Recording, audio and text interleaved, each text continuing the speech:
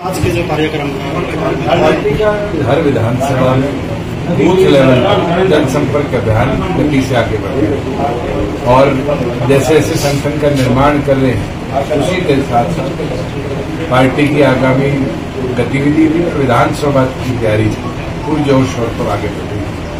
और जहां मेरी विधानसभा है जनसंपर्क अभियान गणना विधानसभा के अंदर 7 खत्म सर ये पीएफ की रिपोर्ट आई है कि आपकी बात जो अच्छे रोजगार काफी मिले और रेलवे 7% रोजगार प्राइवेट सेक्टर को जितना हम 4 साल में लाए पिछले 4 महीनों में उतना ही प्राइवेट सेक्टर को निराश करने का काम शहरी सरकार ने और मारुति और ये सारे बड़े कॉरपोरेशन के एक्सपेंशन भी चाह रहे थे उनकी भी सुनवाई निरंतर नहीं। मैं तो ये मांग ही कर सकता हूँ कि जो हमारे ई भूमि के ऊपर खटगड़ उचाना में 2 इंडस्ट्रियल जोन, सफीदो हल्के में केएमपी और मुंबई एक्सप्रेसवे के ऊपर 152 और मुंबई एक्सप्रेसवे के ऊपर इंडस्ट्रियल जोन, अम्बाला के अंदर इंडस्ट्रियल जोन, सरकार इन एक्विजिशन को गति दे, जमीन लेकर इंडस्ट्रियल हब बढ़ाए कि और इंडस्ट्री भी आ सके और हमारे यहाँ रोजगार के अवसर भी। सर इंडिया गठबंधन एक साथ आके केजरीवाल का समर्थन कर रहा है और बोल रहा है कि बाजू विपक्षी आवाज दबाने का काम करे, तो इसके बारे में आप कहेंगे? देखो जहाँ एक कोर्ट से लोअर कोर्ट से बेल मिलने के बाद और हाईकोर्ट ने उस पर प्रतिबंध लगाया, ये शायद संविधान कानून उसके ऊपर का निर्णय है। ये साफ दिखता है कि कहीं न कहीं मशीनरी का मिसयूज किया। सर वीरेंद्र सिंह ने आपके ऊपर एक बड़ा आरोप लगाया है, उन्होंने कहा है कि दुष्यंत चौटाला ने कितने 1000 करोड़ 4.5 साल में कमाए हैं। मैं तो एक चीज कह सकता हूँ, ईमानदारी से 1200 करोड़ से ज्यादा उचाना के विकास के लिए लगाए हैं। वीरेंद्र सिंह जी बता दें उनके 40 साल के जीवन में उनने कितने लगाए। सर आज प्रगति उन्नति की बात करें, गोगड़िया में बैठे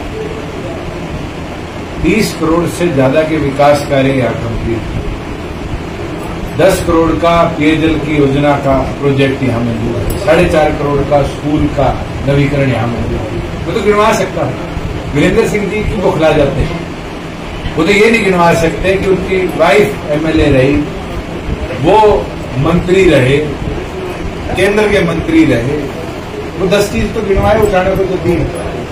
हमने तो विकास ही करवाया है और मुझे लगता है उसी की घबराहट है कि वो इस तरह की बहकी लोग कहते हैं उम्र के बाद आदमी बहकी बातें करते हैं, शायद उसका असर वीरेंद्र सिंह जी को दिखने लगे।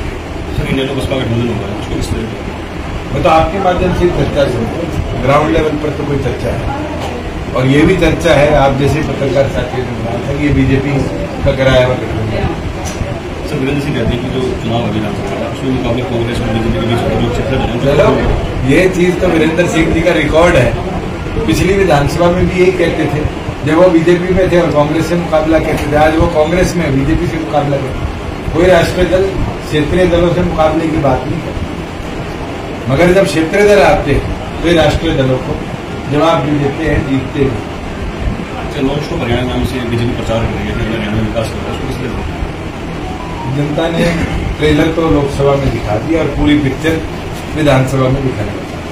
आपको मुझे तथ्य का मोटा था कि लागू करवाएंगे, केस भी चल रहा है, उसको आप किस तरह से बात उसके अंदर कॉन्स्टिट्यूशनल बेंच ने सुनवाई करनी है और मुझे पूरे विश्वास है 75% युवाओं के लिए जो कानून हमने बनाया सुप्रीम कोर्ट खड़ी होकर हमारे करे हुए फैसले का साथ।